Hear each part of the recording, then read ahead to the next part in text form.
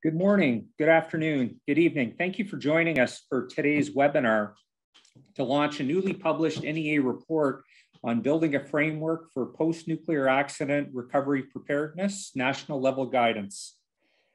People from around the world have registered to participate, and I see we're close to 100 participants and rising. Have registered to participate in this important event to ensure a stable connection. And considering the large number of attendees, your video and audio functions have been disabled. You can still actively participate in the discussion today by expressing your views, sending us your comments, and asking questions using the Q&A feature. Please note that we may not have enough time to take all of the questions online, but we will make sure to treat all of them after the event. Today's discussion is being recorded, and a short summary will be made available online in the near future.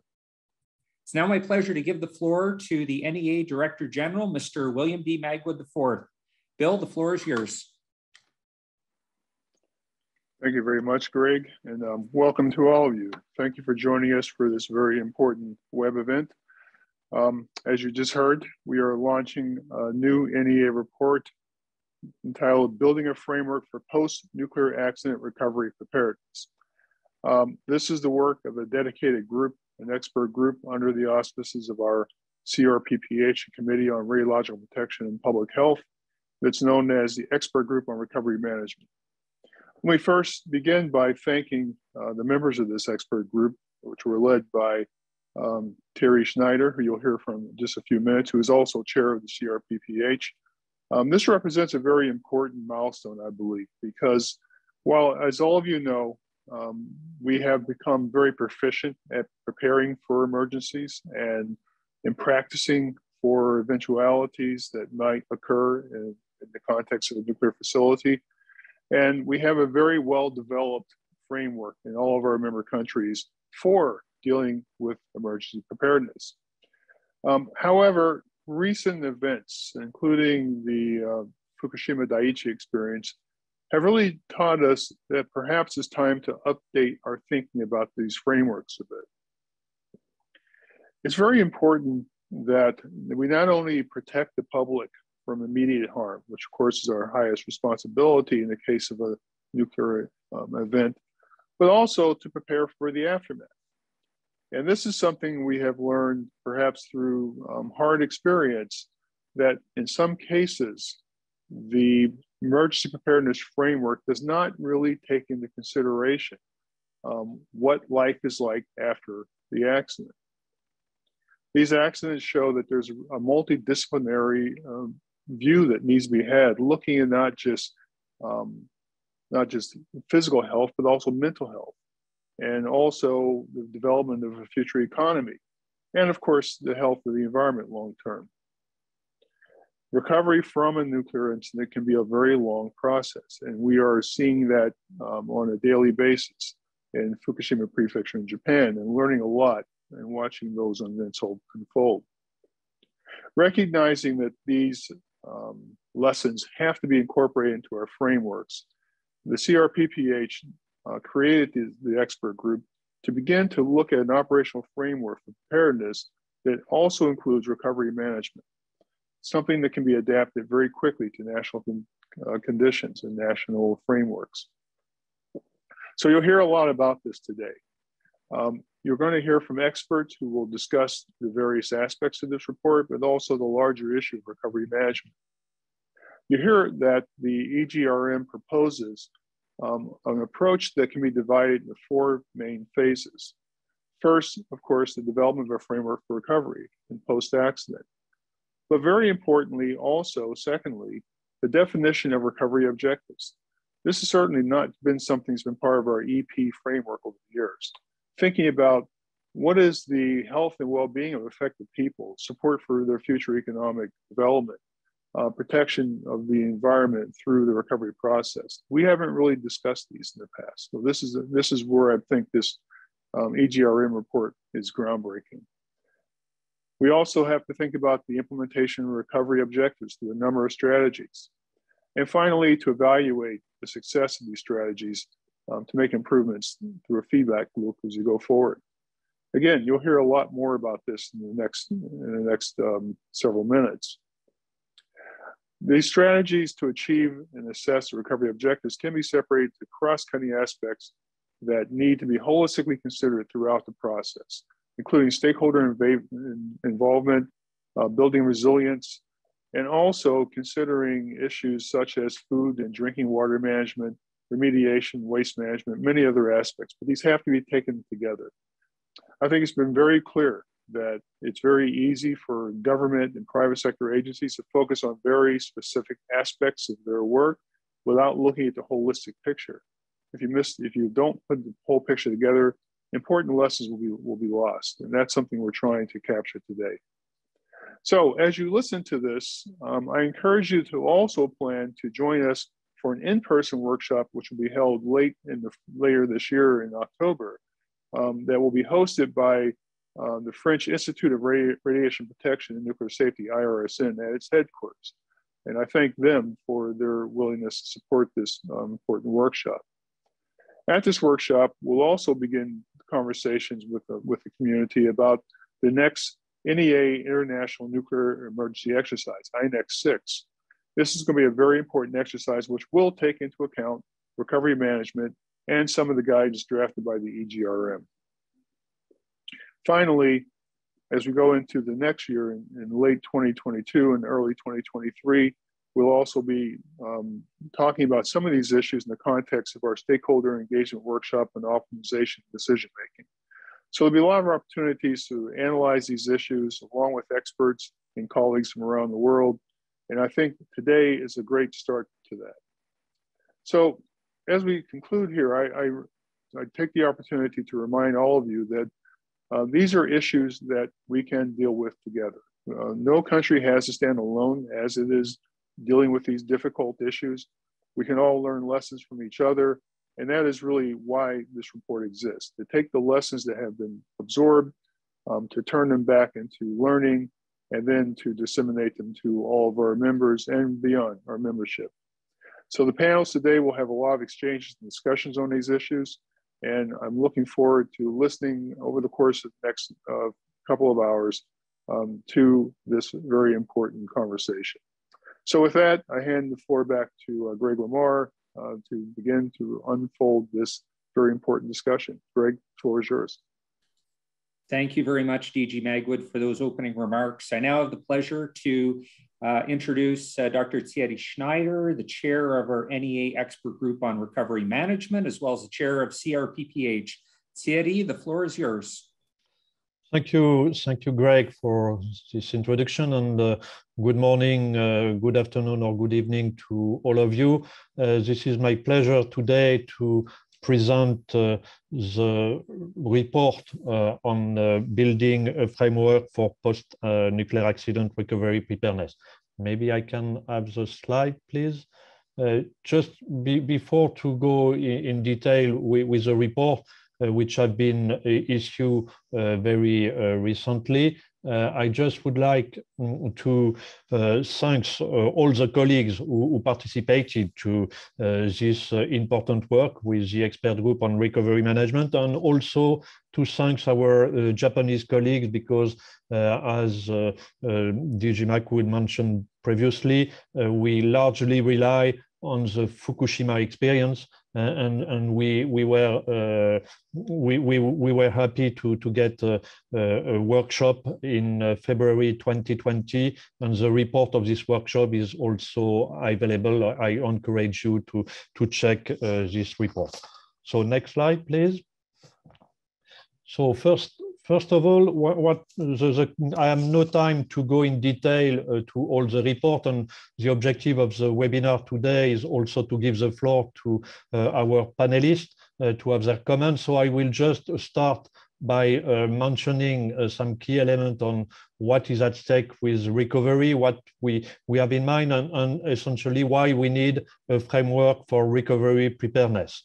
Then I will spend some time to detail what is this this specific framework for recovery, and then I will finish by a series of cross-cutting issues, just highlighting some key elements and highlighting as well some selection of main recommendations.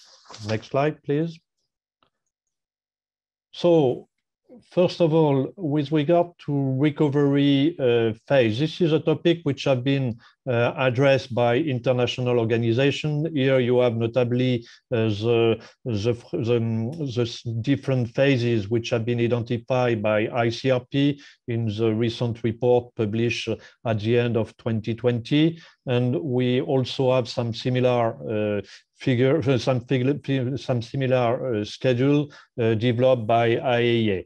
The post-accident recovery phase, we have to keep in mind that this is really when we are dealing with a long-term issue, and it corresponds to what is called an existing exposure situation. We are no more in emergency exposure situation, but the key point is really how we move from emergency exposure situation to an existing exposure situation, and what is really at stake when we want to discuss the consequence on the management of long-term contaminated areas. We are here essentially only focus on off-site accident, and we do not address directly what has to be done in the installation itself. So next slide, please. So what is at stake with regard to the long-term consequences? This is something which have been already highlighted following the Chernobyl accident.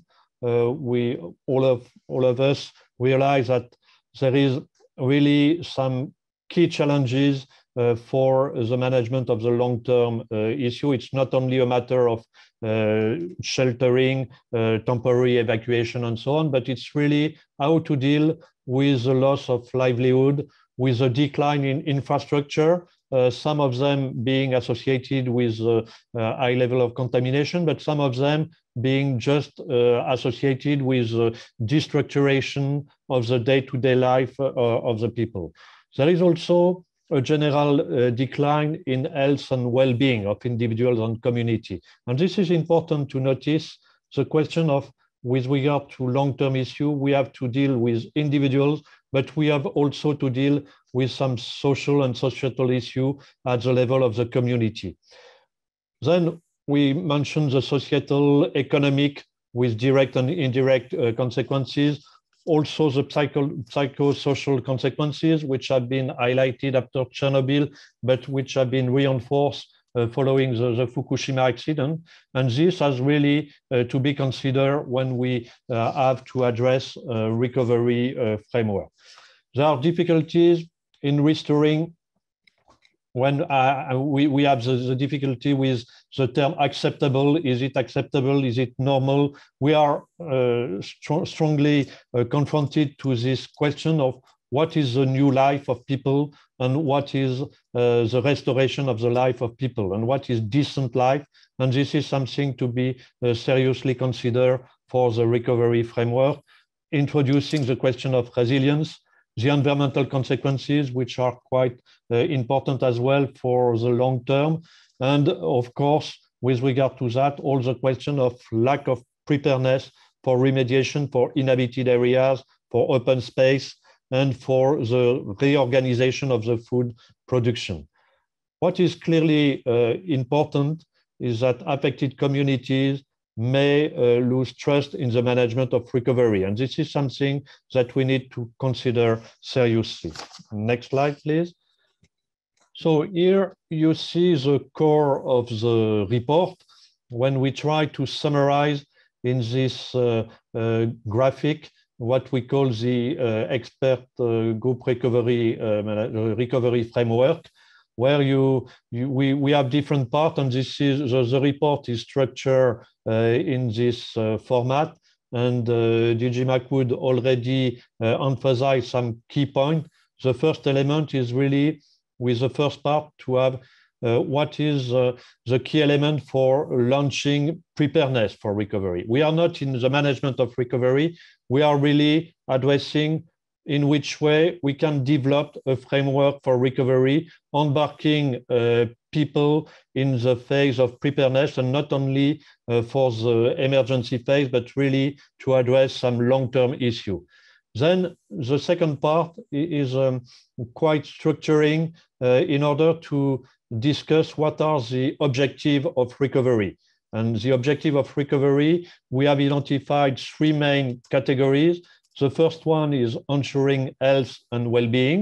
So here you can see that we have to deal with direct consequences of radiation, but we have to go beyond, and we have to take into account all the well-being of people as it is defined by WHO.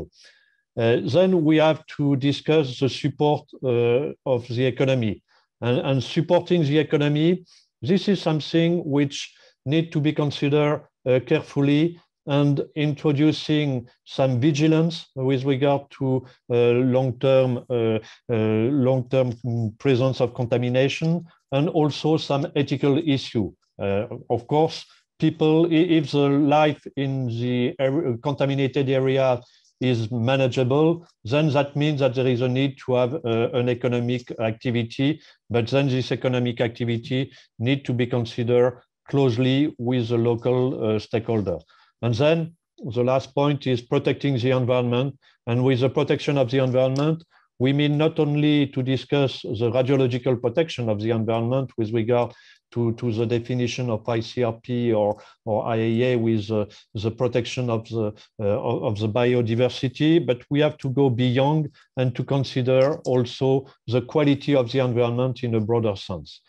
Then we identify a series of cross-cutting and topical issues. Among the cross-cutting, I have no time to go too much in detail, but you have the stakeholder engagement and communication, how to deal with that and how to embark the people in this preparatory activity.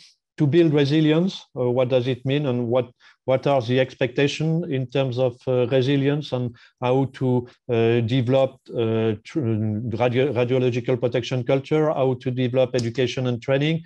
And then we have a series of topical issues with regard to food and drinking water management, the key element of remediation and decontamination, and the Fukushima accident have really highlighted this question: how far to go, in which consideration, what has to be considered for the expectation of the local community, and so on.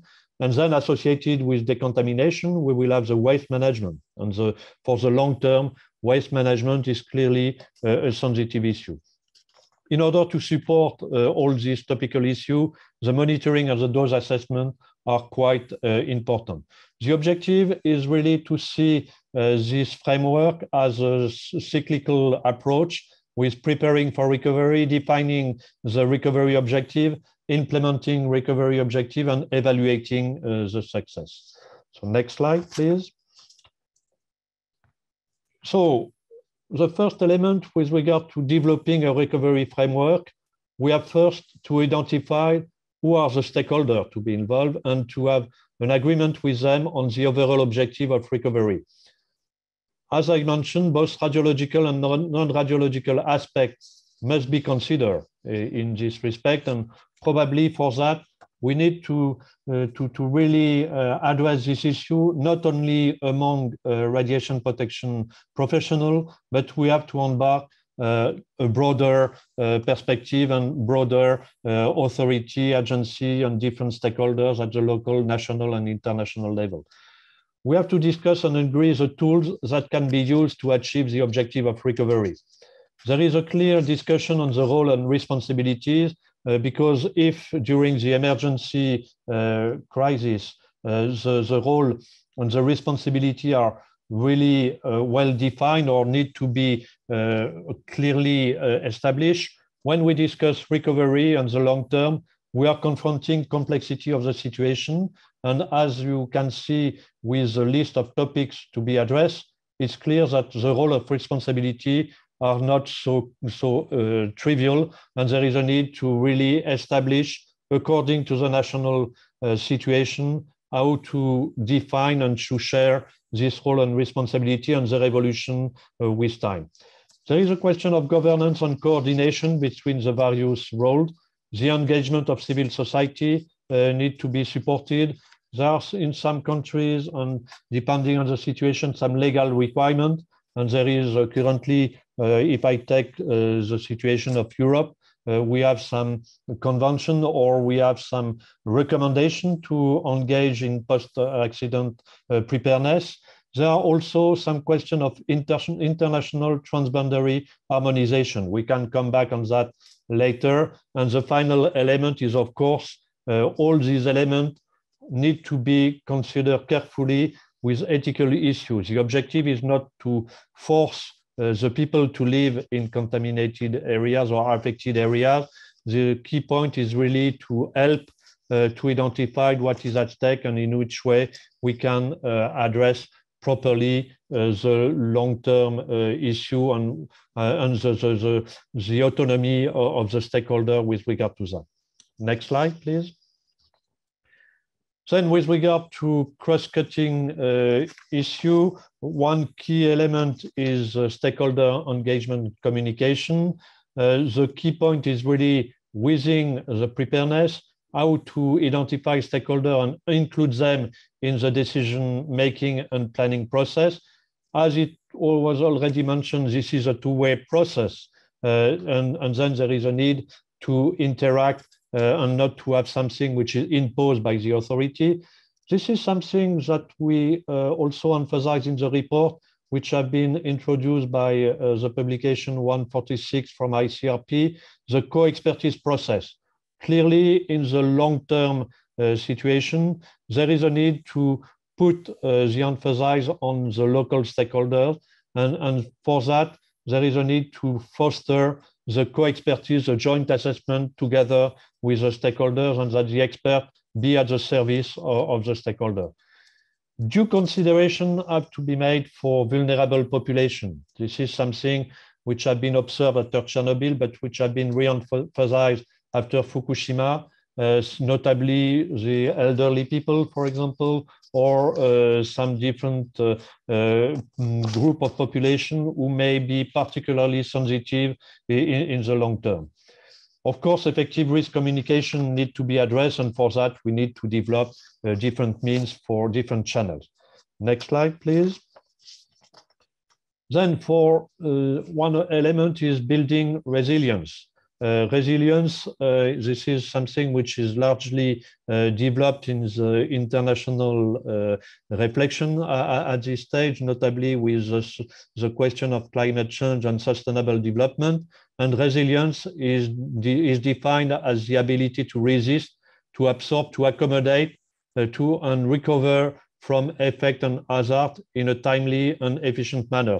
This is interesting to see that with regard to resilience, there is a joint, the Sendai framework, which have been developed by the UN disaster risk-related event, notably for natural catastrophe. And this, at the core of this discussion with the Sendai framework, the resilience is clearly one of the elements. We need to articulate our reflection in this perspective and to have all hazard approach to foster the exercise for the long-term issue, which is not so easy because we need to set up the scene, and this is something that we try to set up a reflection at the NEA level with preparation of INEX 6 in the near future, and of course education and training and maintaining vigilance to build trust and resilience are quite important. Next slide, please. So just to finish, there are some national level recommendations, and here I will not go into detail, but in the report, you will find some different elements coming from national recommendation, and we also expect that during the workshops that we plan to organize in October, we will be able to share more in detail what have been done at the national level and to have good example and to try to set up the scene. And you will see that in some cases, the starting point is to discuss waste management. For the other is to discuss food and drinking water and so on. So I will not go in detail, and I just would like, with the next slide, to thank again all my colleagues, a member of the expert group on recovery management, for all the work that they have performed on this topic. So thank you for that. And I think the last slide is to remind you that you can get information on the report and join the workshop at the end of October this year. Thank you.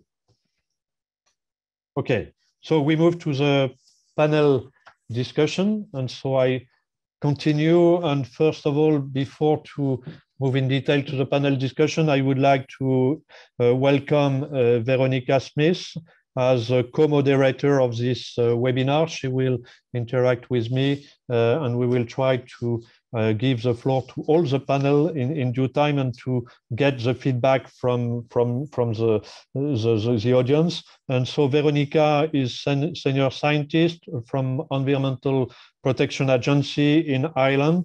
She is also the vice chair of the NEA Working Party on Nuclear Emergency Matter from CRPPH, and she was an active member of the expert group on recovery management. So with that, I suggest that we move directly to the first speaker. So the panel that we have envisaged is, first of all, to have a view from each panelist, very briefly, to comment on the guidance that was published by the EGRM and to provide their feedback. And then we will have a second round when we will hear from them about the detail on their point of view on what could be done to implement preparedness for recovery at local, national, and international level. So once again, if you have questions, you can put them on the chat, but I think Greg Lamar already mentioned that. And with that, I would like to welcome our first speaker, Dr. Markus Gresznik, the director of the Modeling, Assessment and Emergency Preparedness section at the Australian Radiation Protection and Nuclear Safety Agency, ARPANSAS, and he is also currently the chair of the IAEA Emergency Preparedness and Response Standard Committee. So Markus, you have the floor. Thank you very much, Terry. Well, I must say, personally, I'm very excited about the publication of this document, as excited as I can be about a document, I suppose. But I have three broad reasons for that. The first is the national importance for Australia. So I'm based in Melbourne in Australia.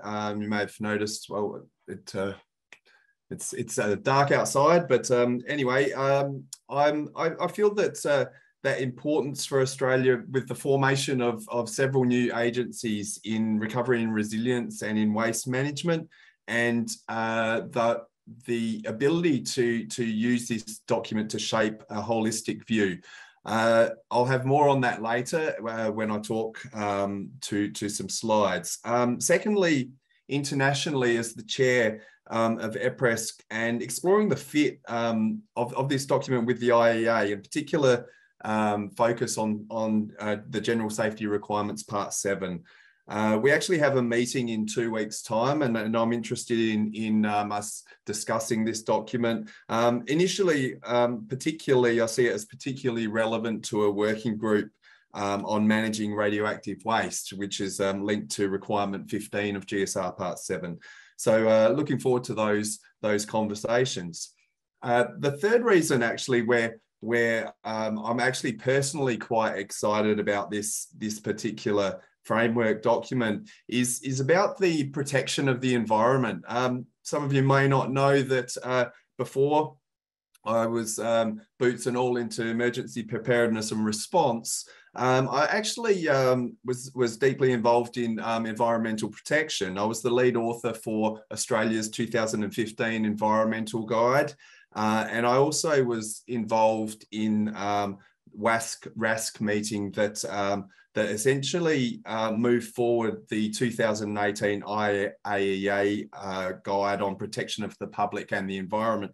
So I'm actually very interested in the linkages of the environmental protection framework into the framework for post-accident recovery. So I did raise this at ePress at the time in 2018, but there wasn't sort of major progress, I suppose, or take up of the thoughts of you know, I guess the aim in an emergency is generally to protect people rather than the environment. But I feel that this document actually gives us a way forward in exploring the linkages for environmental protection with emergency preparedness and recovery. So I look forward to those conversations in the future.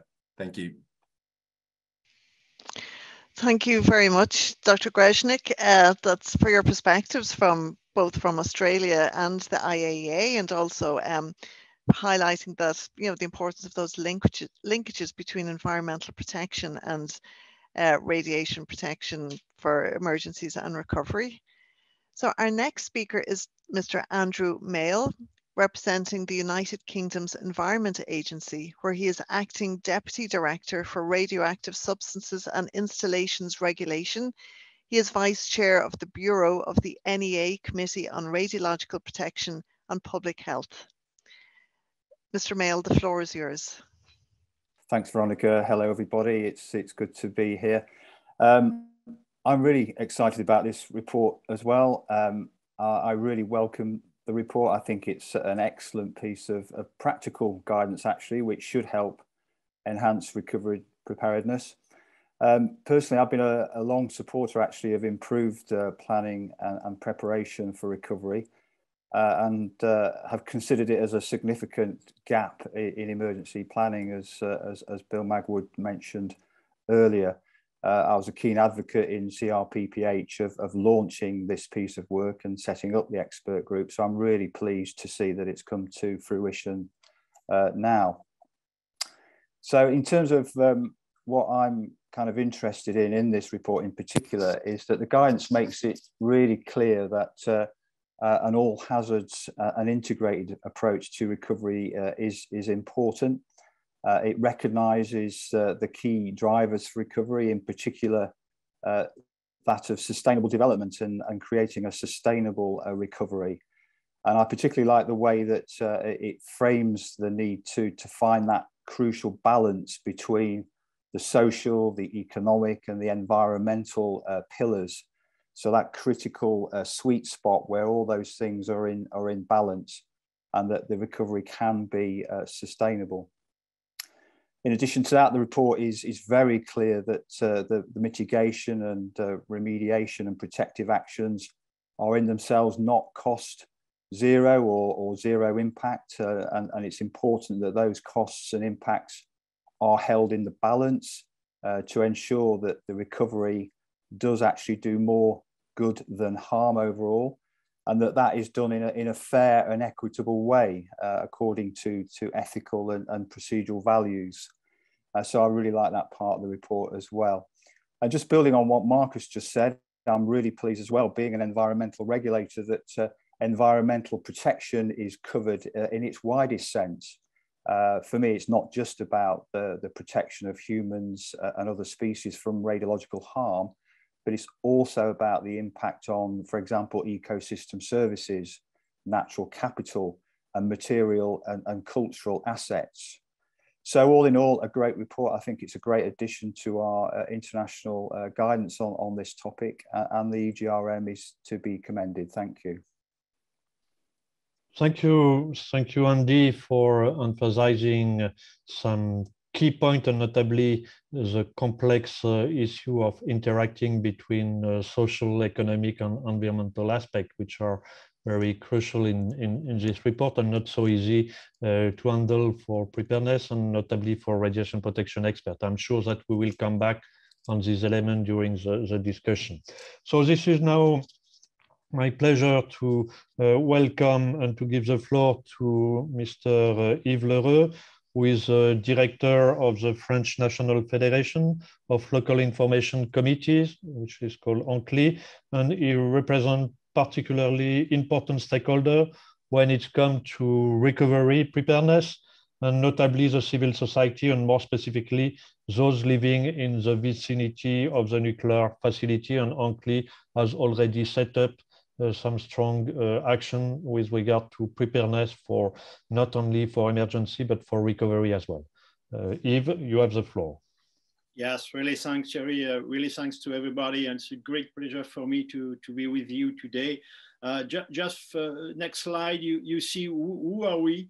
We are civil society in France. We have an incredible chance to have a legal frame for the expression of the civil society with our 35 local information committee and the federation, which is the UNCLI. All of this local information committee represent more than 5,000 volunteer members and represent more than 2.5 million inhabitants. So it's really a good expression of the point of view of the territory and of the citizens regarding nuclear issue.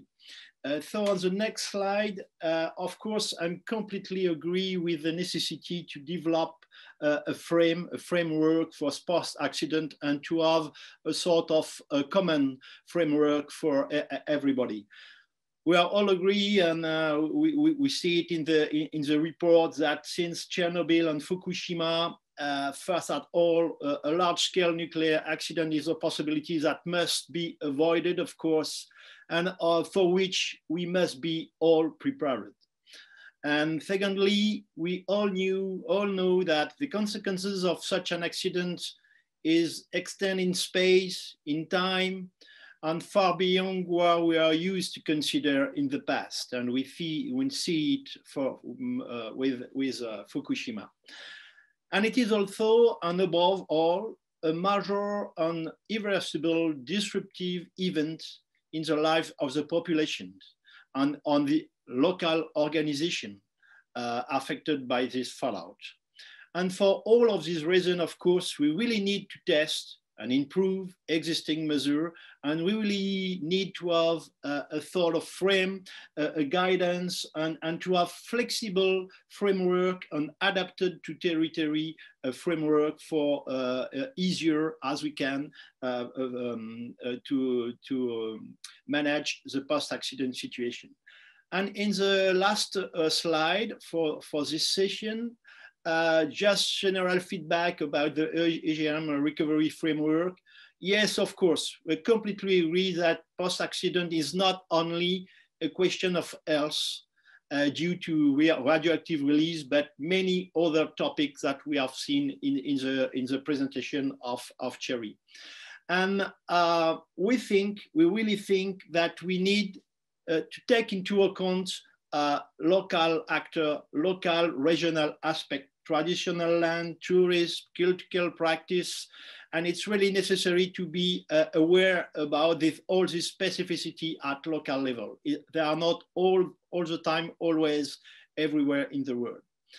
And of course, during this time, public authority represent vital, but not the sole, sources of information. And yes, country should implement national recovery preparedness frameworks. We need to take into account requirement and specificity.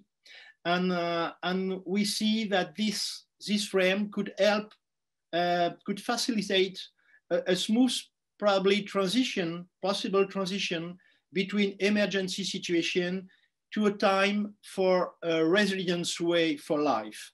And we are here, in fact, completely in the field of the ARUS and ESPO conventions, which recognize public participation and preparation in long-term recovery as a prerequisite for effective and efficient preparation for recovery preparedness. Thanks a lot. Thank you very much, Mr. Leroux. I must say it's very impressive, the involvement of civil society in France in preparedness arrangements. I think it certainly must be the envy of many countries. Our next speaker is Ms. Sarah Decker, and she is vice chair of the expert group on recovery management, so she's especially familiar with our report.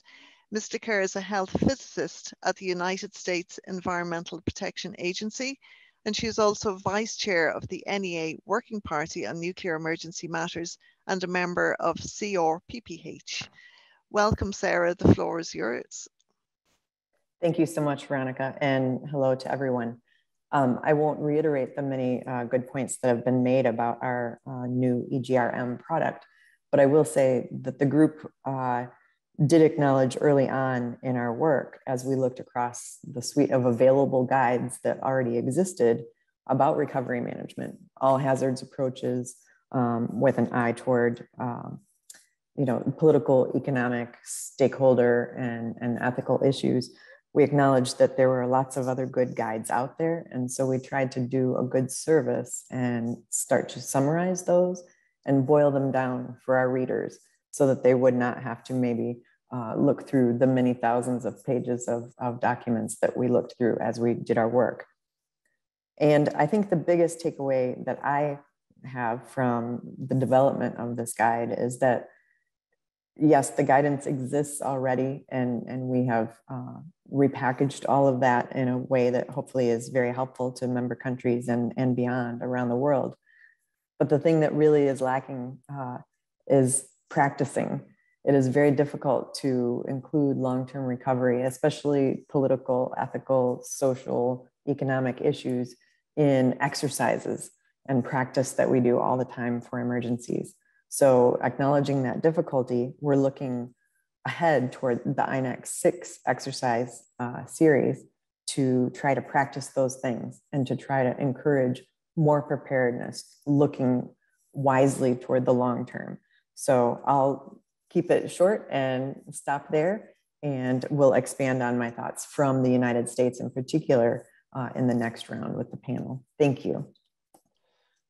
Thank you, Sarah, for your comment on the report that you largely contributed to the development, and also thank you because it's you mentioned clearly the fact that all the countries have already, or most of the countries have already think about this issue, but they have not the same practice, and this is good to discuss and to share that. And I hope that the workshop in October will give an opportunity to do it. And I also encourage you to check all the available documents in the website of NEA, where you will find some material associated with the report. And it was a large part of our activity in EGRM to share what have been done in different countries. And this is quite important to do it. So now I will give the floor to our next speaker, Professor Michiaki Kai. Michiaki is professor at the Department of Health Science at the Oita University of Nursing and Health Science in Japan. He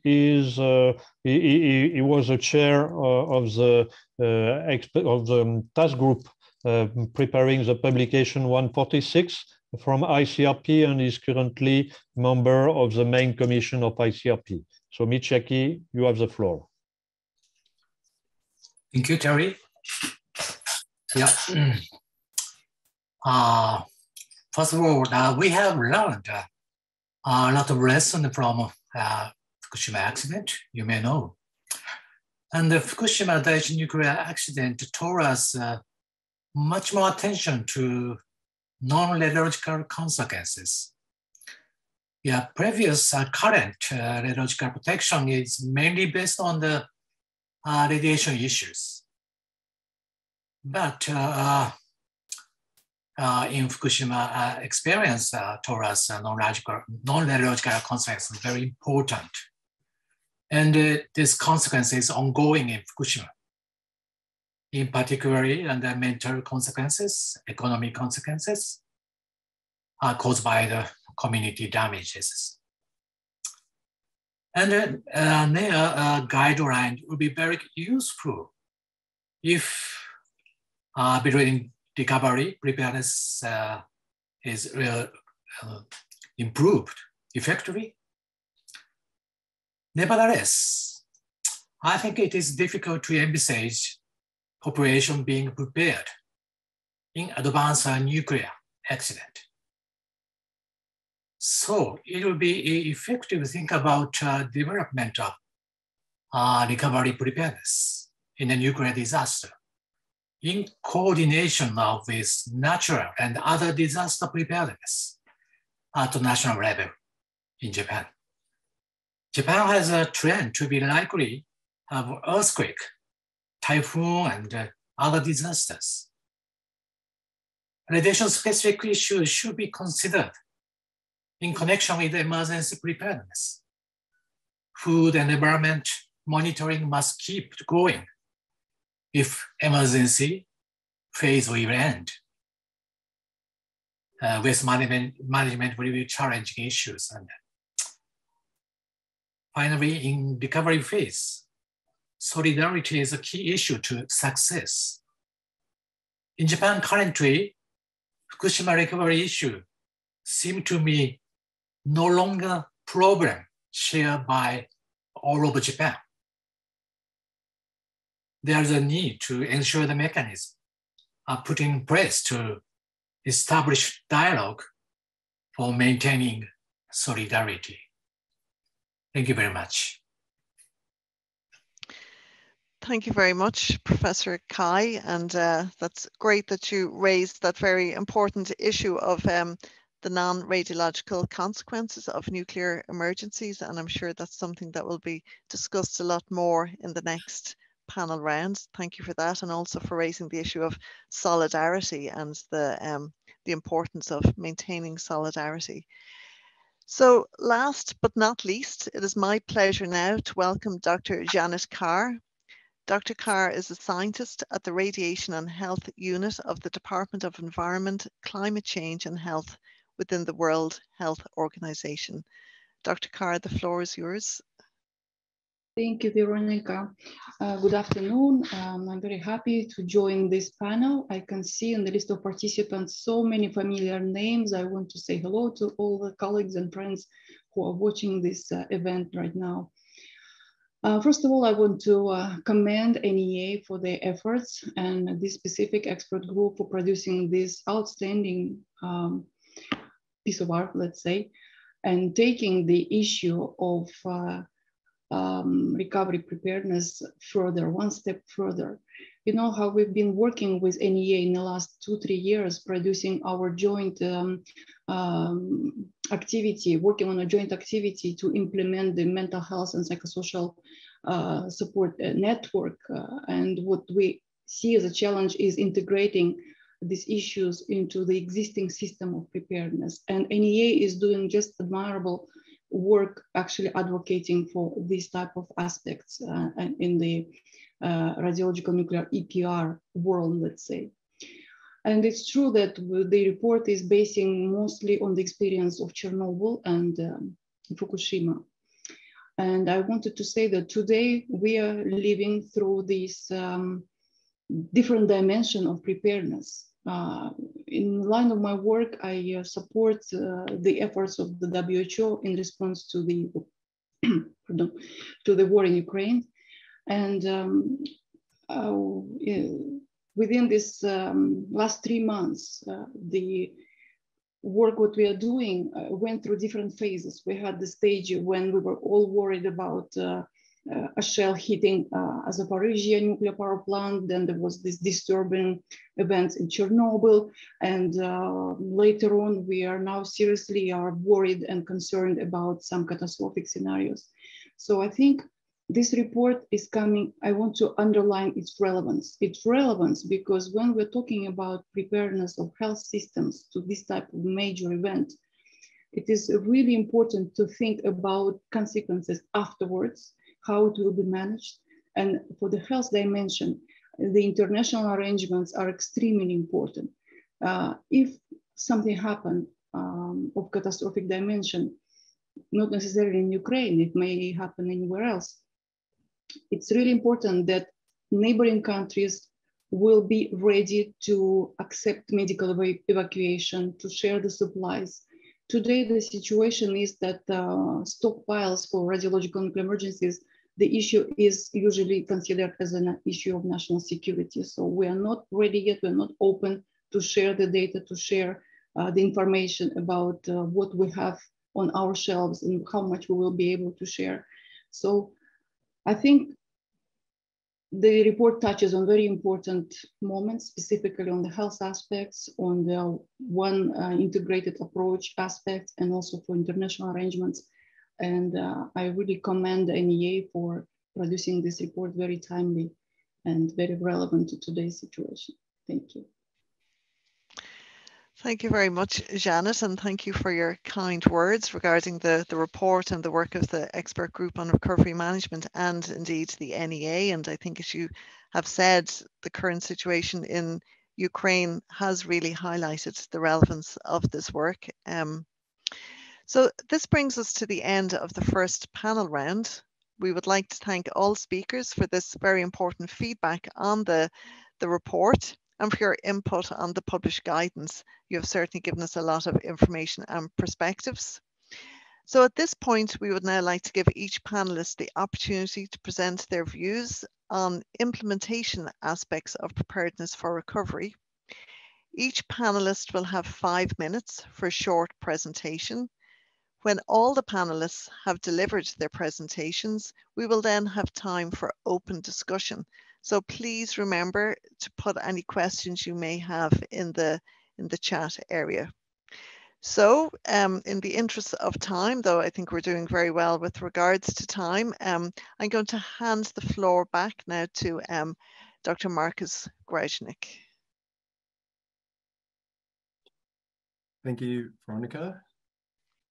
Thank you very much. Thank you. Now, I guess as I mentioned in the opening, I'll be looking at the situation for Australia and what sort of impact such a document can have for us. At the moment, it's probably been a changing environment in Australia in the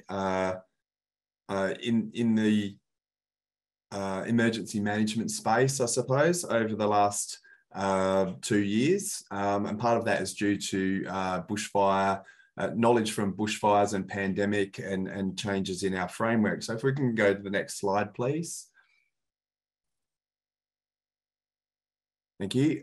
So currently there's various guidance that's produced by our PANZA for Australia. This is produced through our Radiation Health Committee, which links to all of the states and territories. So they adopt this guidance. As I mentioned previously, radiation protection in the environment from 2015. There's a code for radiation protection in planned exposure situations, which was revised in 2020. The emergency exposure guide from 2019 and the existing exposure guide from 2017. So in particular, the latter two give us a framework where we can move from emergency preparedness through response and into recovery and termination. And so that brings us to the existing exposure situation. However, the thing that is a bit less clear is who does these things. Emergency preparedness is very clear that the states and territories have a responsibility for emergency preparedness and response. And the Commonwealth has a supporting role in this and a coordinating role. But then the next step is a little less clear. So if we can go to the next slide, please. Slide, please. Thank you. So there's quite a few words that I've put on this one here. You can see there's a couple of hyperlinks to the guide G3, which I mentioned, the emergency exposure guide. The important words, I guess, in this one is talking about the volume of waste. This is the whole consideration of radioactive waste management within this guide. So there are other waste-specific guides, but not based on emergencies. The Australian Government Crisis Management Framework was revised in 2020 and then 2021 with the creation, actually, of a new recovery National Recovery and Resilience Agency. And very importantly, in the words that are written here, it talks about a wide area radiological contamination event being a special case.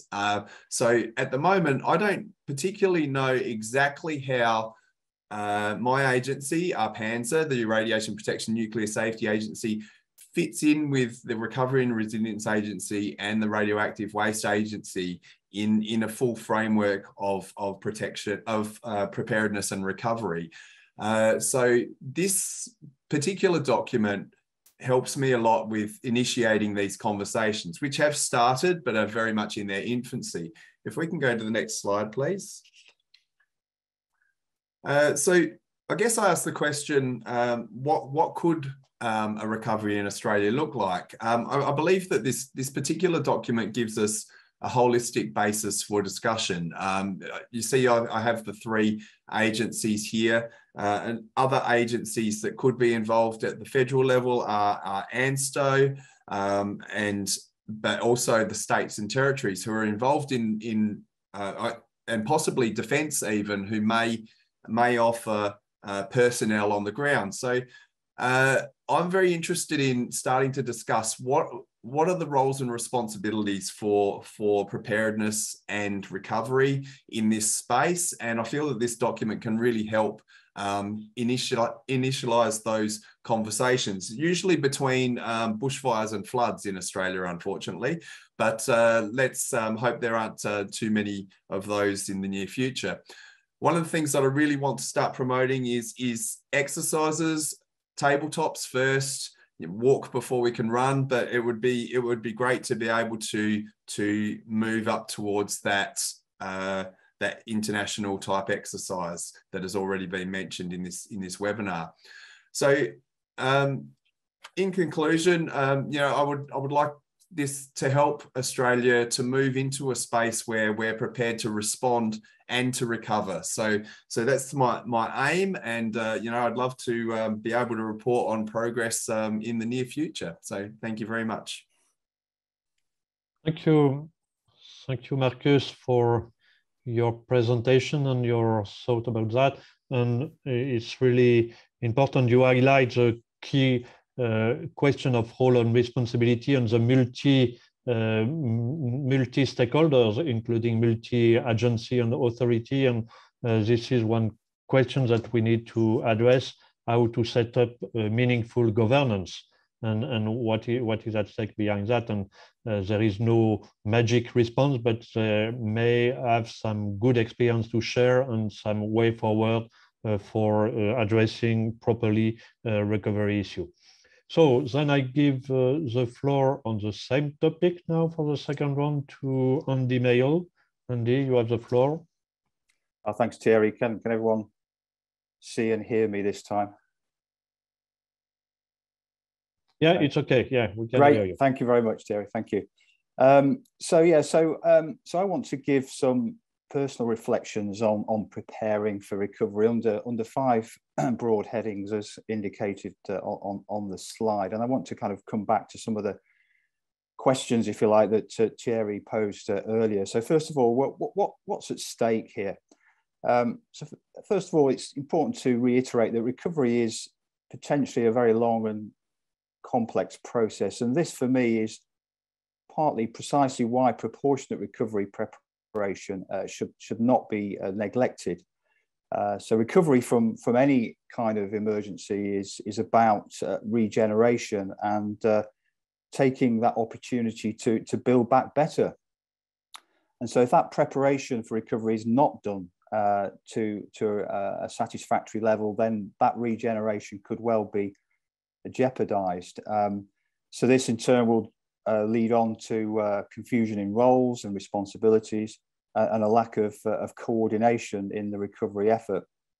And all of this in turn will lead to a potential delay in implementation of recovery actions. And of course, that has the potential to add to the societal, economic, financial and psychosocial costs and damage. And just to compound matters as well, this could all lead to an erosion in potentially in confidence and trust in public authorities. And of course, that will have a further impact on the recovery effort and its sustainability. So really, there's a lot at stake. So if we don't get recovery right, so proportionate preparation will significantly increase the chances of getting it right. But the good news is that there is a growing recognition that recovery from emergencies or anything with the potential to shock our societies and economies is an essential element of the risk and incident management cycle and enhancing that national resilience. So where have things advanced recently, in my view? Well, some countries already do have an all hazards framework for recovery. And I think those are highlighted in the report. For example, in England, we have an all hazards approach to emergency response and recovery. We have a multi-agency framework set up. We have good practice guidance. For example, we have a national nuclear emergency planning and response guidance, which includes a report on recovery. And from that, there are 6 important principles which are highlighted for recovery preparation. One is being risk-based, being proportionate, being flexible and scalable in our implementation of plans, being non-prescriptive, being open to lessons, inclusive, and coordinated in our response. So those are important principles which should, we believe, guide recovery efforts. As already been mentioned, there's been the development of international frameworks such as the Sendai framework, which is set out to help build back better from emergencies. And we also have the World Health Organization framework for mental and psychosocial support in radiological emergencies that was published in 2020. The role of citizen science has already been mentioned by others, and that's an increasingly important element in this area. But there's more to do, of course. The global pandemic has thrown a spotlight on how resilient nations actually are in the face of major emergencies. So the remaining 3 points are about further developments and improvements that could be made. To make preparation proportionate and targeted, it needs to be informed by good quality risk assessments. For successful regeneration, there's a need for up-to-date strategy and outline tactical plans that can be adapted and flexed. And of course, we need more than assessments and strategies and plans. We need to enhance readiness. We need to build resilience into that national capability and capacity in terms of the infrastructure and resources that we can deploy. And to make our people and processes, or to make sure our people and processes are ready, we need to do more than just exercising and training in this vital part of the risk management cycle. And of course, exercising and training is an important part as well. And having created that capability and capacity, we need to make sure it's sustainable with effective knowledge management and succession planning. And finally, being open to lessons, we do need to continue to learn lessons from a whole range of emergency experiences, not just nuclear and radiological, but also the learning from COVID recently, the learning from climate change related hazards, and other natural disasters, for example. So a few personal reflections from me on this topic. Thank you, Thierry. Thank you very much, Andy. That was very good point you raised at the very start there of your presentation about recovery being all about regeneration and building back better rather than just trying to get back to where we are. We're actually trying to do better with recovery. And I think those principles that you outlined that are used in the UK, about being, plans being risk-based, proportional, flexible, and so on, how important they are.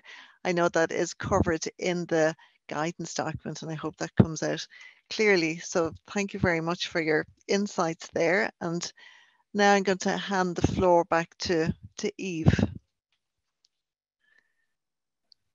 Yes, thanks, really thanks. I continue. I think the conversation, the question about community and government, I think in this second panel round, you will have a part of the answer about this question. Otherwise, we could speak about it after in the general discussion. Well, in France and with the local information committee, we work since really a long time about post-accident preparedness and on all issues regarding post-accident. And we have at the UNCLI a specific working group on this topic. And as you know, we have a specific local information committee near other countries, like near Belgium with Gravelines, or near Germany, like Fessenheim, or near Luxembourg, like Cattenom, or like Bugey, which is near Swiss. And so we have, since a long time, many discussions about this cross-border issue too, that we could have in post-accident situation too. And in this field, 1 or 2 years ago, we have developed a specific working group and a specific white paper regarding these questions.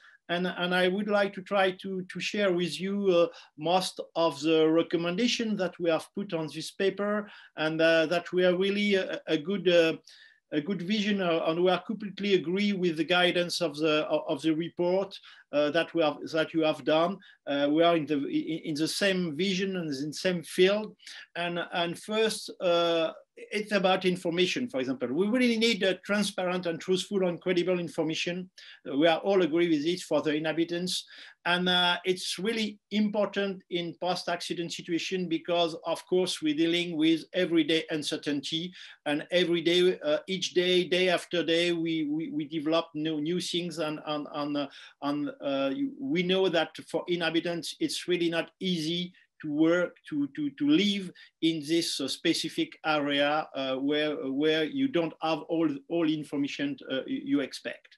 And of course, public authority is a vital sources, but of course, too, clear and truthful information provided by the authority, okay, but no one is infallible, recognizing a mistake or uncertainty, and of course, a need for ability to listen and for dialogue. And this difficulty of access to information and to have new information day after day, it's really more complex in a cross-border context due to different national system.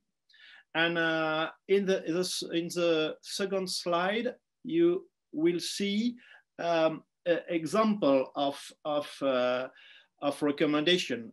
Of course, we think at the UNCLI and at the CLI that preparing the consequence of a nuclear accident is first and really first and foremost a territorial issue.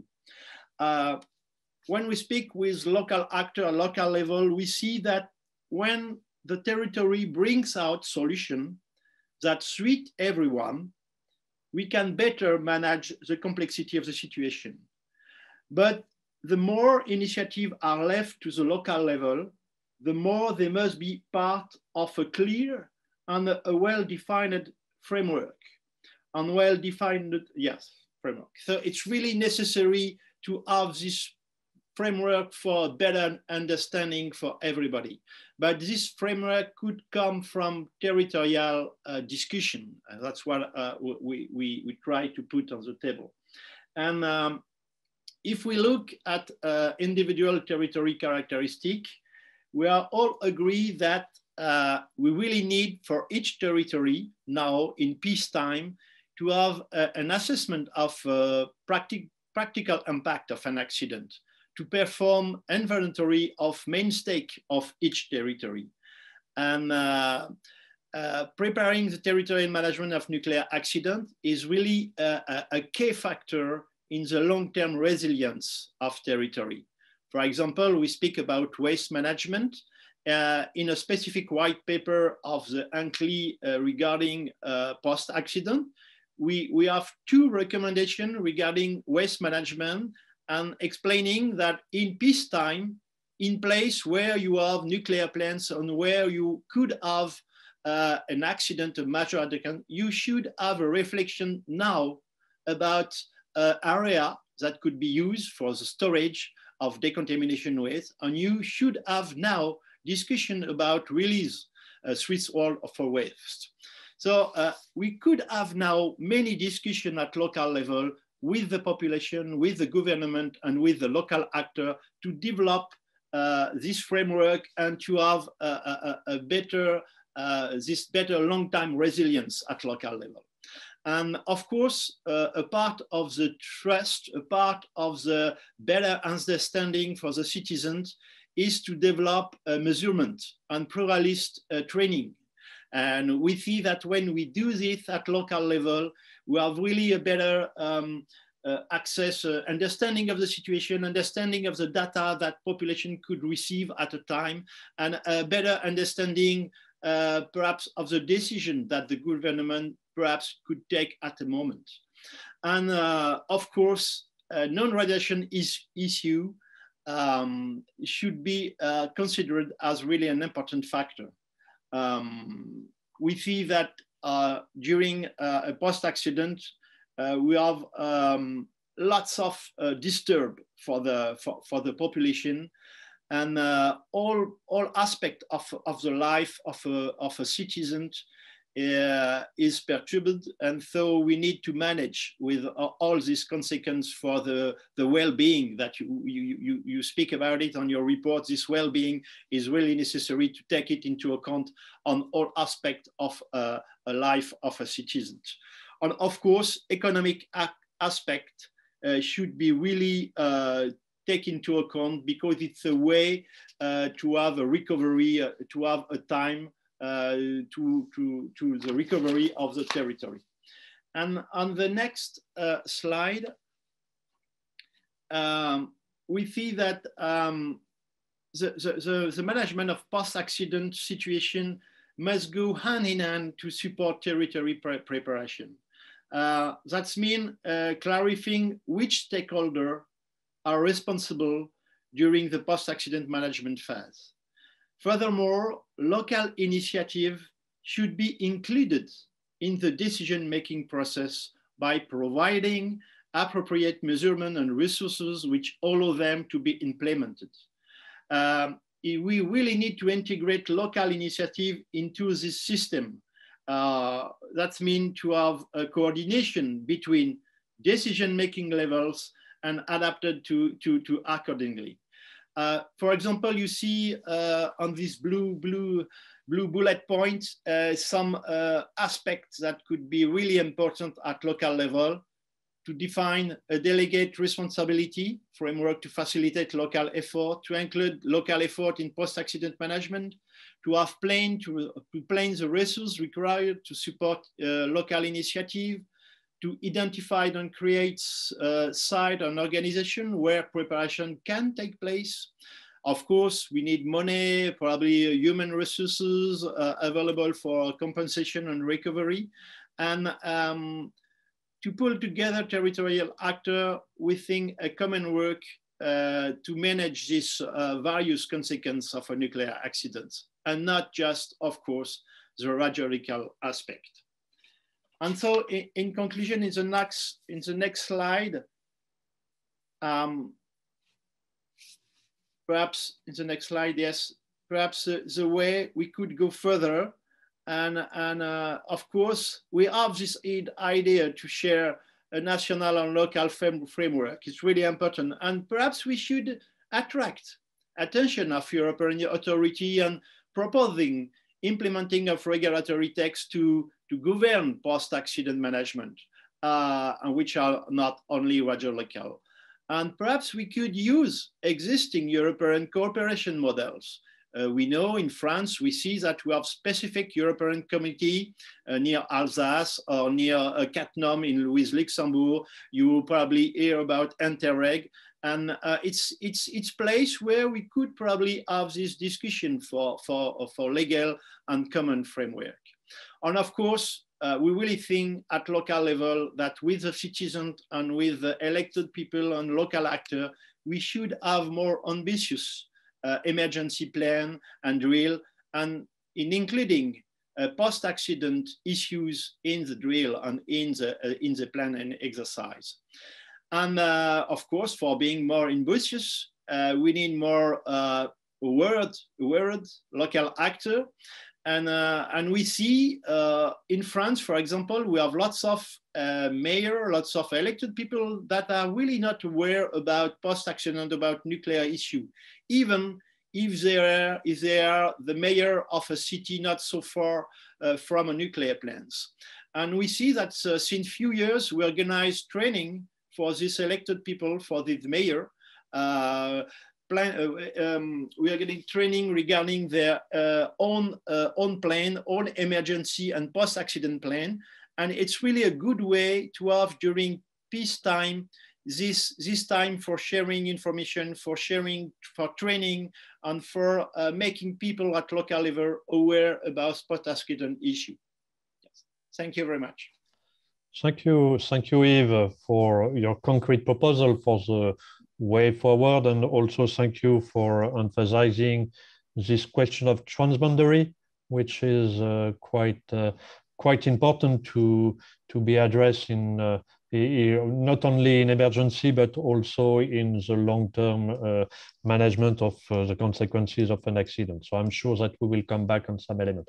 I take the opportunity before to move to the next panelist to remind you that you are welcome to ask your question in the Q&A, and that after the second one, we will have an open discussion taking into account your question. So now I give the floor to Sarah Decker. Sarah, you have the floor. Thank you, Thierry. I will highlight a few of my thoughts from the United States and talk about some recent developments here in the US. So I think I would like to highlight in particular that we've all talked about the complexities and the intricacies of how to better prepare for a long-term recovery that is successful. And of course, all of us in our own countries have had real-world experiences in the last several years that have taught us a lot. And we continue to learn lessons from not only the pandemic, but natural disasters that have been mentioned. And certainly that's true in the US. We are experiencing an increase in natural disasters and an increase in severe weather. And with an eye toward climate, we need to further prepare. I'd like to speak to one of the questions in the Q&A from Anne, to speak to the fact that, yes, it is difficult to get political and economic leadership at a very high level attention on preparedness for an incident that is rare, low probability, though high consequence. And with that, I think our group really did do a lot of thinking about how to best leverage the power of the Nuclear Energy Agency, the Working Party on Nuclear Emergency Matters, and put together another international exercise, the INEC 6, so that could make other countries more easily able to practice in a meaningful way, to do the recovery actions and talk about roles and responsibilities, even though we know through our guidance and our work with NEA, we cannot actually change legislation or legal constructs. I think we can influence, to a great extent, the motivation that should be behind practicing and preparing in a more meaningful way for a positive and successful recovery. One way we could do that is to highlight the economic damage that could result from rework or ineffective recovery actions or repetitive or redundant recovery actions. So having discussions about roles, responsibilities, and making sure that our leadership, even at a very high level, would have some awareness of what the potential losses or gains would be economically from practicing and putting more thought toward preparedness. And everybody has highlighted the fact that, all hazards approaches and leveraging existing activities is a great way to go. So that's one of the strengths, I think, of the international exercises. Here in the US, we've done a few very deliberate long-term recovery exercises. I'll highlight the fact in 2010, the US conducted a very large-scale long-term recovery exercise called Liberty RADx. That was in Philadelphia in Pennsylvania. And it was focused on the months and years following a hypothetical dirty bomb incident. And we took a lot of lessons from that, even though it was a very long-term and arduous process to conduct that exercise. It was also very expensive to put on. We thought that it added real value to our understanding of where our gaps, weaknesses, and strengths were on preparing for a long-term recovery. That exercise was also unique in the fact that we impaneled real members of the community from around Philadelphia to discuss priorities, how to figure out which places to clean up first, which were most important areas to recover and clean up quickly, and which areas could be second priority. And we did discuss many political, economic, and legal issues. We even used actors to portray some of the external pressures, such as local elected officials, media outlets, social media, and the like, to try to make that exercise as realistic as possible. Like I said, it was a big undertaking, and it is not to be taken on lightly. So we hope that we can repurpose and reuse the INEX 6 scenario to have tabletop exercises and functional roles and responsibilities exercises. Then in 2015 and 2016, we did 2 follow-on exercises in 2 different states with 2 different nuclear power installations, trying to delve deeper into some of the economic, political, and legal discussions. Now in the US, we're looking forward to planning for a consequence management exercise, long-term recovery exercise in 2025. That will involve a US scenario that impacts Canada. So international coordination and cooperation will be required. And that planning is just now kicking off. I will say that I think the INEX 6 and that 2025 exercise will have some interactions, and hopefully both will be able to benefit from lessons identified through the planning and the execution of those 2 exercises. And with that, I'll hand it back. Thank you very much. Thank you very much, Sarah, and thanks for sharing your experiences of exercising recovery in the United States, the Liberty RADx exercise, and then the follow-up exercises that you've held, and your plans for the next one in 2025 with Canada.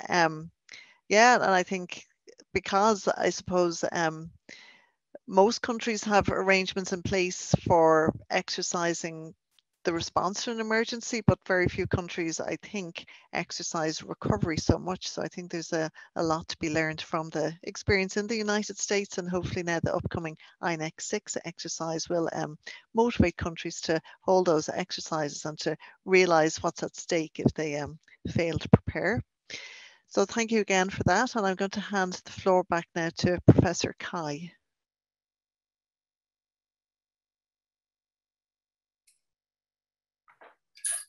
Thank you. Yeah. Next slide, please. Next slide, please. This slide shows the first round message. Next slide, please. I'm going to address in detail my comment. And first, what needs to be improved? First one, the building a relationship with community stakeholder. This is very key issue to success in response and the recovery phase. One question about how to build a relationship should be included, because who organizes this building a relationship? And if government and the community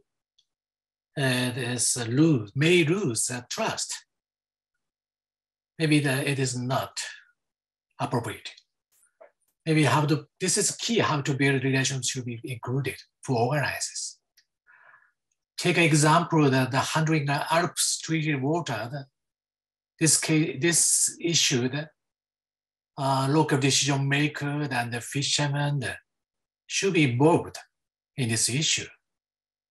But currently it is not successful. And this is the key. And second one, how food management or international trade should be harmonized. Around 10 years passed after accident, now important ban from Japan is continuing despite food, the meat criteria, domestic criteria, below 100 becquerel, much lower than.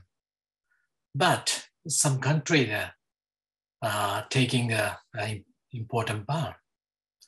This is difficult to how to food management. International unified criteria, some experts said international unified criteria is necessary, but international criteria would not work. Third one, in Japan, we have a lot of monitoring after emergency. But it is difficult to end specific monitoring. We need how to set up criteria for starting, ending, especially ending specific criteria, specific monitoring. Maybe very important thing. Next slide, please. Next slide, please. Okay. And waste management is an important issue. Particularly selection disposal site. This is very challenging issue. Now, you may know the internal storage facility will be used for the soil and waste generated from off-site decontamination. This is supposed to be removed outside Fukushima after 30 years. And the waste in other regions outside Fukushima cannot be brought into the internal storage site. This is a challenging issue in the waste management. And people are not returning to the area, though they're temporarily evacuated. Why the people are not returning to the area? What are other factors excluding well-being, environment, economies? This same situation can be said for earthquake and a typhoon, other than nuclear accident in Japan. Same situation. Next slide, please.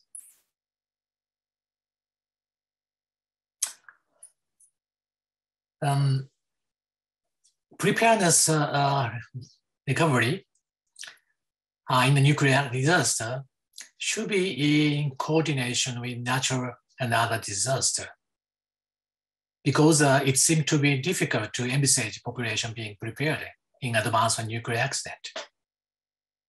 People prepared not avoid envisage nuclear accident. And relation-specific issues should be considered in connection with emergency preparedness in a flexible response. And there is a need to ensure the mechanism to put in place to establish dialogue for building relationship. Not only local level, but also international level, like a neighboring country. This is important, I think. Next slide. Next slide, please. This is final slide. What things have advanced recently in Japan?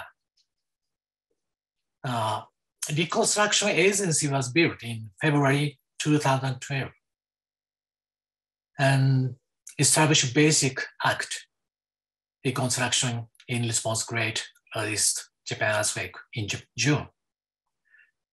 And 3 recovery aims: infrastructure, industry, business economy, human rehabilitation, but not including environment. and to create reconstruction special income tax. This funding will be used for recovery. A part of difficult return zone will be lifted 2022 by remediation and recontamination. Nevertheless, I can see the difference with other major disasters in terms of preparedness. Nuclear accident could not prepare the grand design for building a new normal community. In order to promote rapid and smooth recovery, it is necessary for government, resident, to share in advance how the city should be built in the event of earthquake reconstruction. Earthquake preparedness has a grand design. This is my comment. Thank you very much. Thank you, Michiaki, for your comment and emphasizing once again the key element with regard to the long-term consequences, even more than 10 years after the Fukushima accident. You highlighted some key points, and also the difficulty to set up a new organization with the reconstruction agency or other matter to deal with recovery, which is not so trivial, and in order to embark all the complexity of the situation. So we will sure come back on that in the final discussion. So now I just move to the last but not least speaker of the panel, Janet Carr. Janet, you have the floor. Thank you very much, Thierry.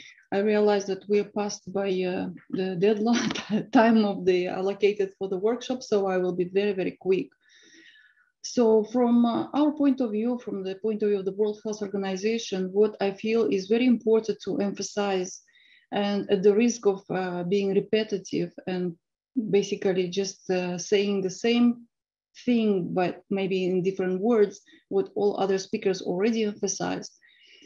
What I wanted to underline is that Sustainable Development Goals put health in the center of society, and the core requirements of the international health regulations put health systems in the center of cross-sector planning, response, and recovery after health emergencies of any kind, and underline the importance of coordination between various stakeholders, between different agencies, different sectors on all levels, local, national, international levels.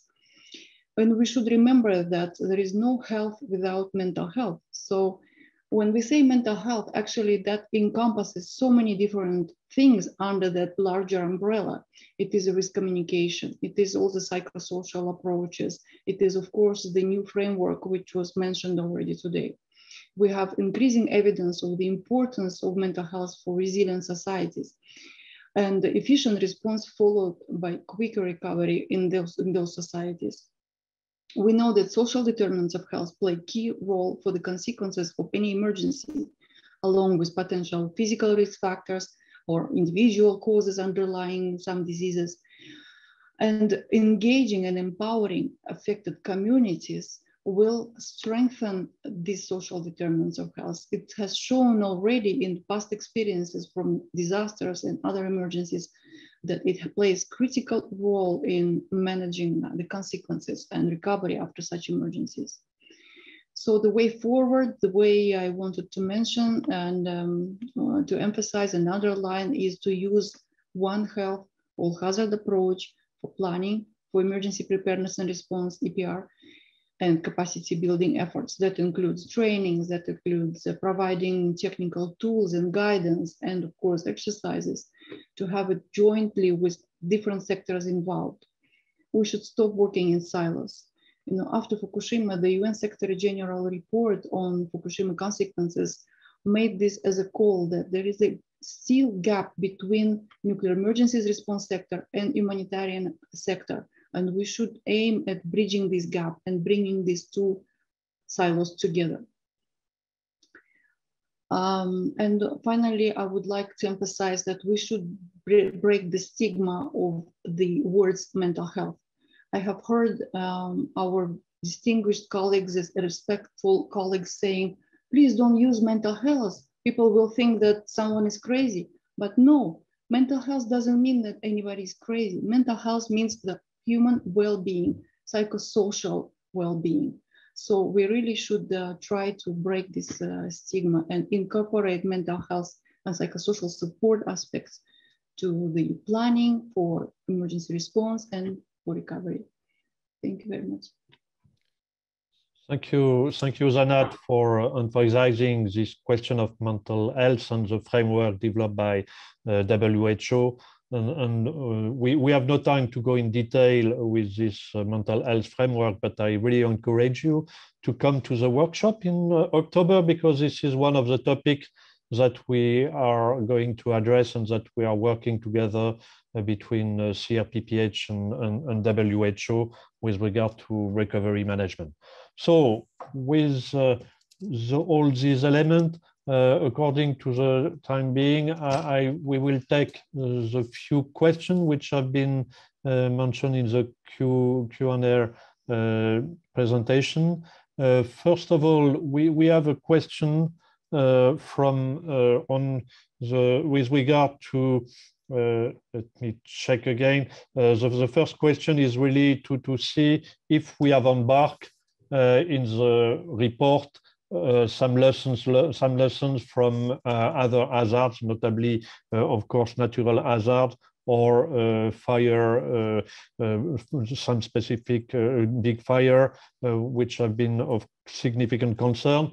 So with regard to the report itself, I can answer, but then it should be good to have the feedback of some panelists, how far we embark the lessons from other hazards. So for the report, it's clear that when we discuss the question of resilience, this is something that we are addressing together, notably with all the development which have been made by the UN Sendai framework, which is clearly, first of all, focused on the risk and natural, not only natural disaster, but largely natural disaster. So clearly there are some commonalities, and my feeling is that with regard to preparedness, we really need to work together and not to address radiological or nuclear accidents solely, but we have to make some link with the other hazard and to take the benefit of what is already done and to embark this element. So I don't know if some panelists would like to comment on this question, not only on what is done in the report of EGRM, but more broadly, how you feel with other hazards and the lessons that, or the work together that we can do. So I can see Marcus, you want to, yeah, okay, Marcus. Yes, I can say something. I think that I guess the all hazards approach is promoted through the report, and certainly in the Australian framework, the all hazards approach is very much the way that the framework is for the Australian Government Crisis Management Framework, and that is the way that is set up. So the same lessons cut across, I guess, the things like fires and floods that might happen more often, and those learnings go into different. You do notice that across the country that the states where they have had more recent significant fires and floods, their frameworks for response are actually and their resources are much higher than perhaps areas where they don't have those sort of events or haven't had them recently. And so you know, certainly I think those learnings cut across radiological and nuclear events as well. So I think, you know, there's always something to learn from when things don't go as well as you hoped they would. And certainly I'm an advocate for a good after action review for even the smallest response. Thank you. Yeah, Yves? Yes, just would like to share the information with you. You have put it in mind, but in France, you know, a few years ago, we have an accident in Lubrizol. It's a chemical industry near Le Havre. And since this time, we have lots of questions regarding all risk, natural, technological, nuclear risk in France. And we have a specific work doing by the French Environmental Ministry. And they decided to do each year's the day of the resilience of the risk. It's the 13 October each year. You will have in France the day of the resilience of the risk. And at this day, for each sort of risk, natural, technological, nuclear, we share information and initiative and local actor initiative with population to aware them about the risk, general risk, and to have the good comportment in case, the good way in case of accident. And I think it's a sort of answer, part of the answer about your questions about the other, but I think it's a good idea in France. So that means that each year at the same day, we speak about all risk and of course about nuclear risk. And for example, in France, most of the local information committee have decided at this day to do a specific public meeting to speak with population about nuclear risk, post-accident recovery and preparedness and training for local actors and so on. Thank you. Andy, you want to add something on this topic? And then we will move to the second question. Yeah, thanks, Thierry. Not a lot to add, really. I agree with the previous two contributions. I think from my perspective, it's essential for us to take learning from other kinds of incidents. And in fact, we cannot afford not to, really, because there's so many common aspects, as we've already discussed, in terms of managing return to normality, the risk communications, the stakeholder involvement. There's so many common factors that we can't afford to ignore the learning from other kinds of incidents. And as Anat says, we need to get out of our silos. And I think the point I made about climate change as well, we are going to see, sadly, an increased frequency of natural weather-related incidents, and so there will be those opportunities to learn, I believe, anyway, unfortunately. But yeah, so just to support the idea that we have to take into account learning from other types of events and incident. Thank you. Okay, well, I will take another question now that came in through the Q&A, and this one is to do with exercising. So in the first instance, I'll address this to Sarah, and then anybody else from the panel who wants to come in to add after that. So the question comes from Rodrigo Salinas, and he says, exercises are unique and an excellent opportunity to test arrangements. And while he agrees with the comments that more exercise and training covering recovery should be implemented, he's wondering the challenge of how to compress in a day or a few days what could take a few years, with the complexity of recovery. So Sarah, with your experience of recovery exercises, can you say something about that, please? You bet.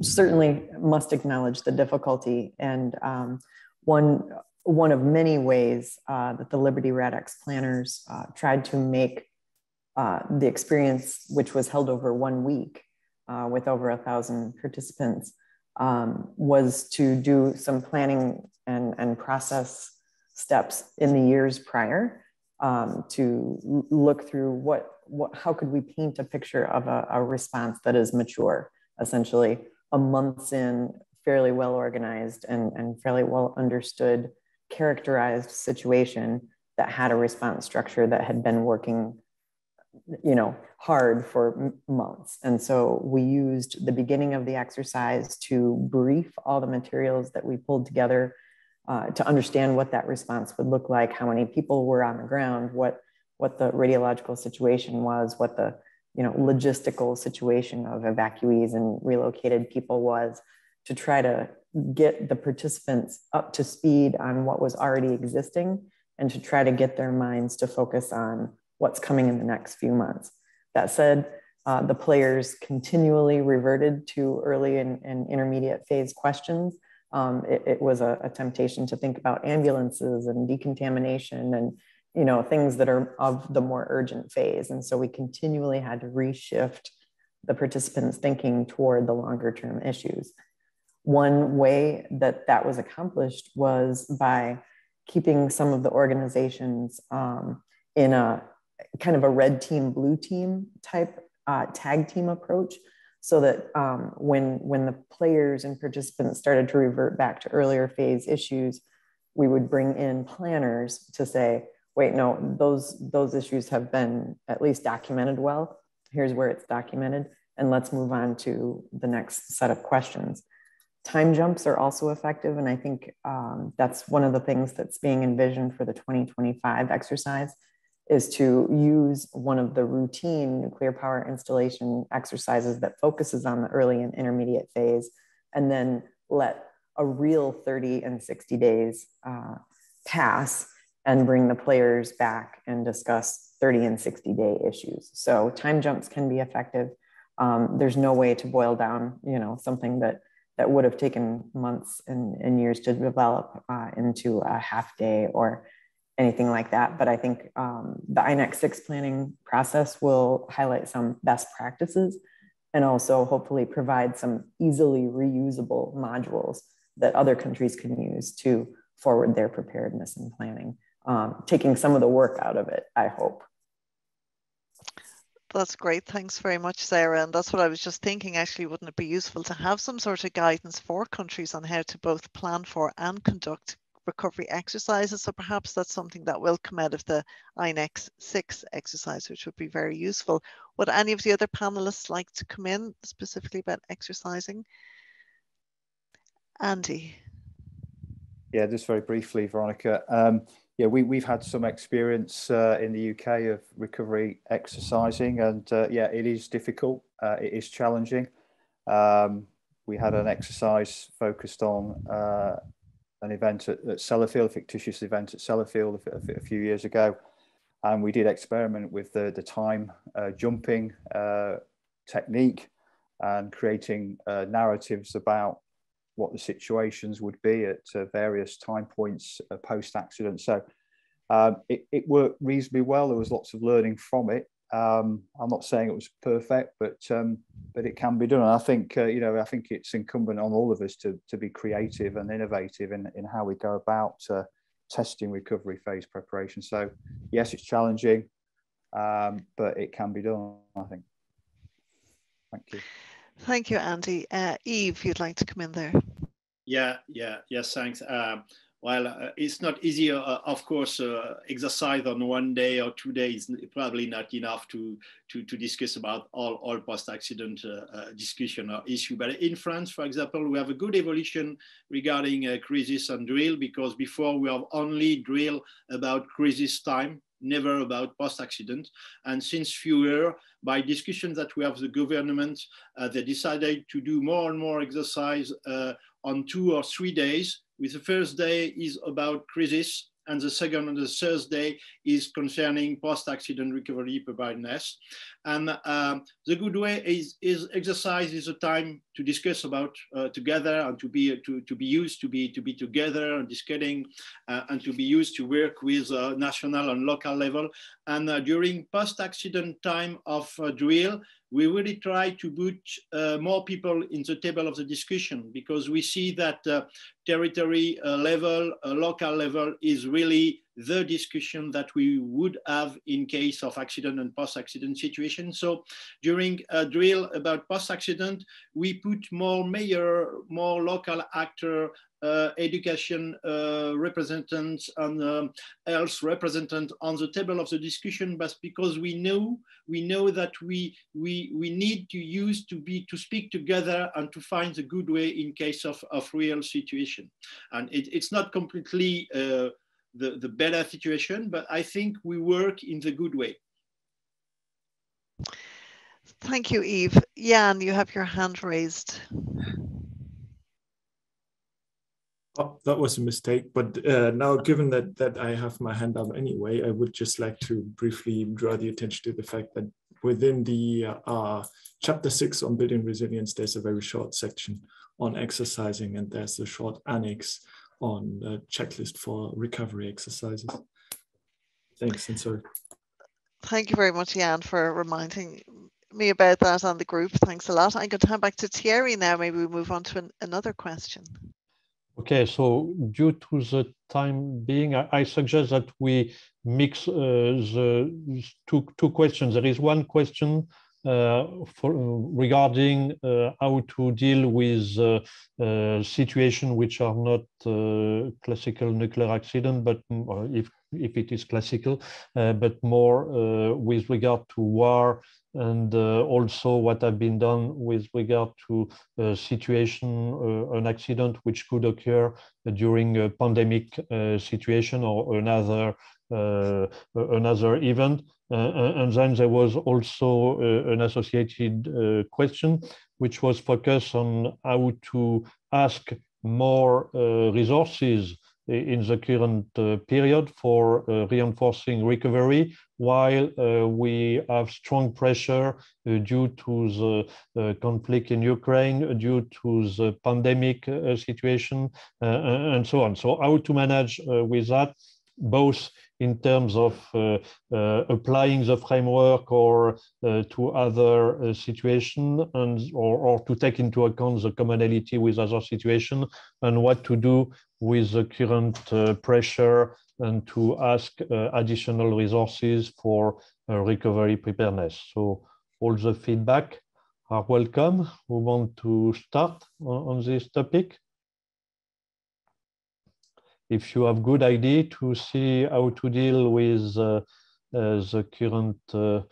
current pressure on one side, maybe Janet from WHO, you have been largely confronted to the conflict in Ukraine.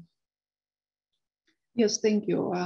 I actually typed my answer in the answer section in writing. I said that it was a good question, and I said that we are indeed facing unprecedented situation when there is a health emergency, more than one, and also the risk of a potential nuclear emergency, which would be something which we've never seen before. If it happened during the war and ongoing pandemic, because in Ukraine we also have a pandemic ongoing.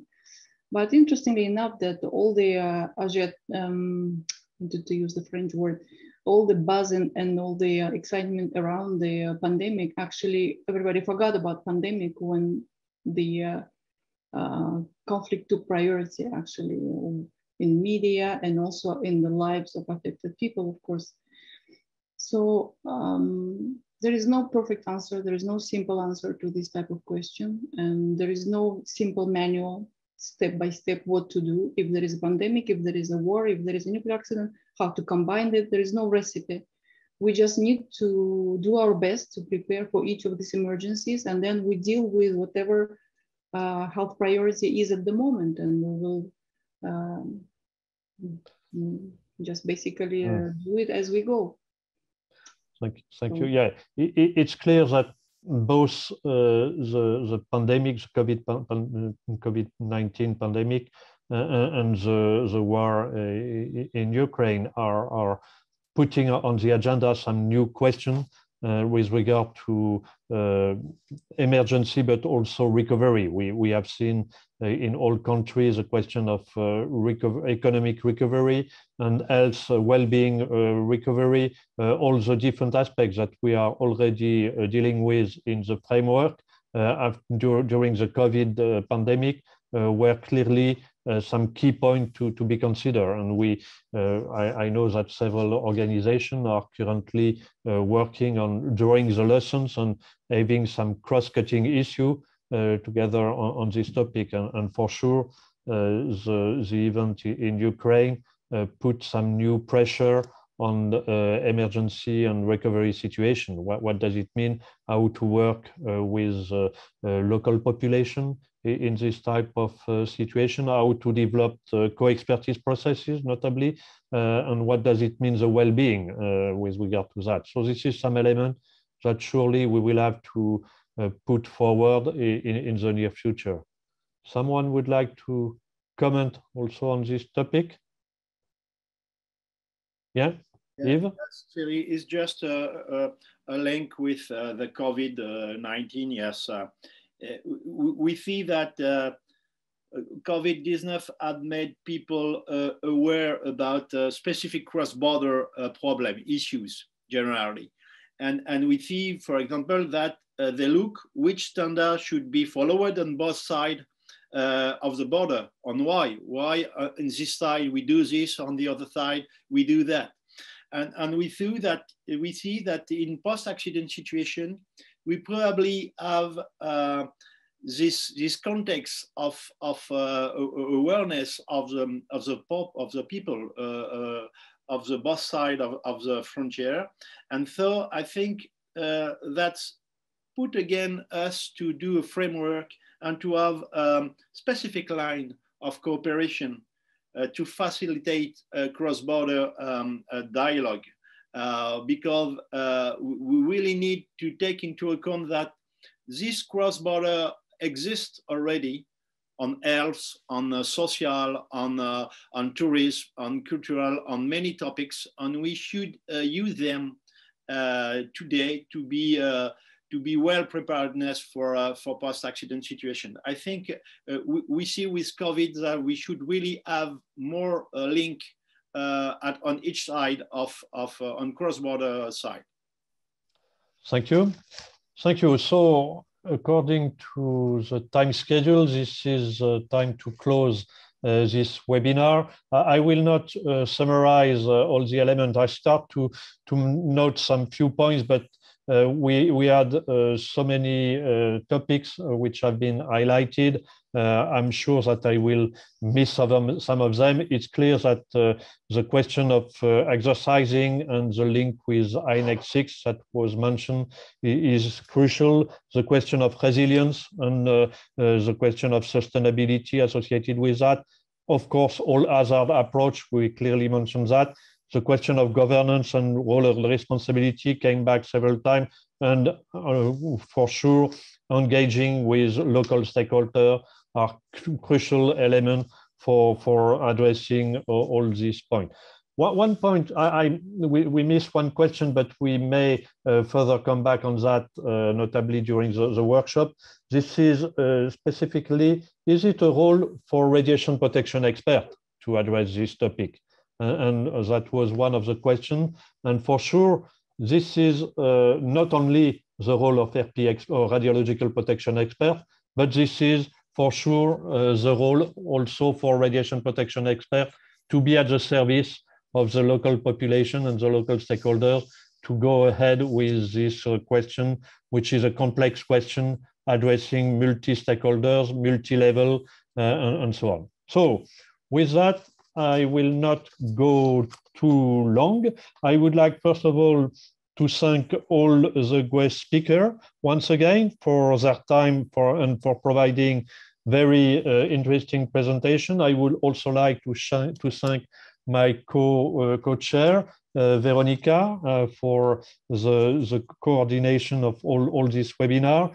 I would like to thank all of you, the participants. We were around 150 or something like that. Now we're still more than 100, so it's quite important. And of course, I will not repeat again, but you are more than welcome to attend the in-person meeting in October in Fontenay-aux-Roses for addressing more in detail all this topic, and notably to go ahead with the preparation of INEX 6. We spoke different times, so if you want more detail about that, for those who are not aware of this international nuclear emergency exercise, we will be happy to share with you some information.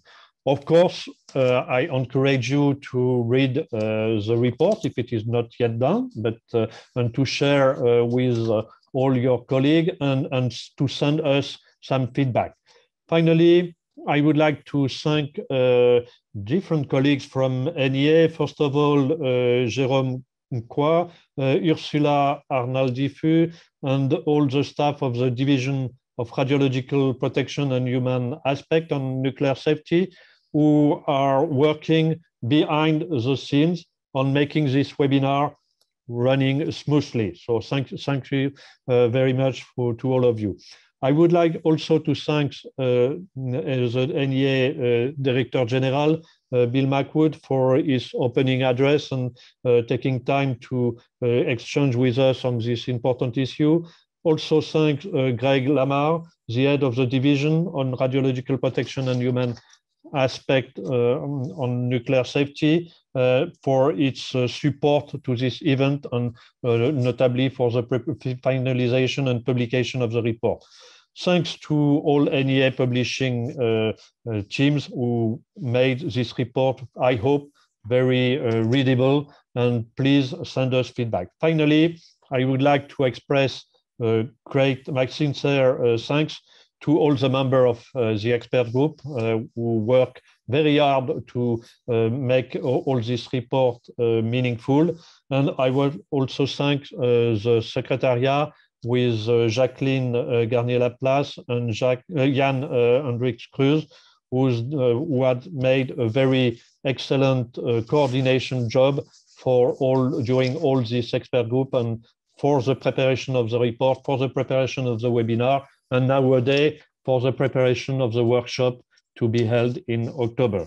So with that, I would like to thank all of you, all the audience and all the people who attend the meeting, and I hope that we will be able to further exchange on this important topic. Thank you again, and see you soon. Thank you very much. On behalf of the Secretariat, a very big thank you to you, Thierry, for you and Veronica for your co-moderating. Appreciate everybody's participation. Today's event has been recorded and a short summary will be available on the NEA website soon. You can also follow the NEA on Twitter and LinkedIn to keep in touch with us and receive updates on our programs and events, including the workshop in October that Thierry mentioned, which will, I think, be very, very informative. Thank you all. As Thierry said, we had over 100 participants, very impressive to this incredible webinar. We very much appreciate your participation and engagement. Thank you. Have a great rest of the day. Bye-bye.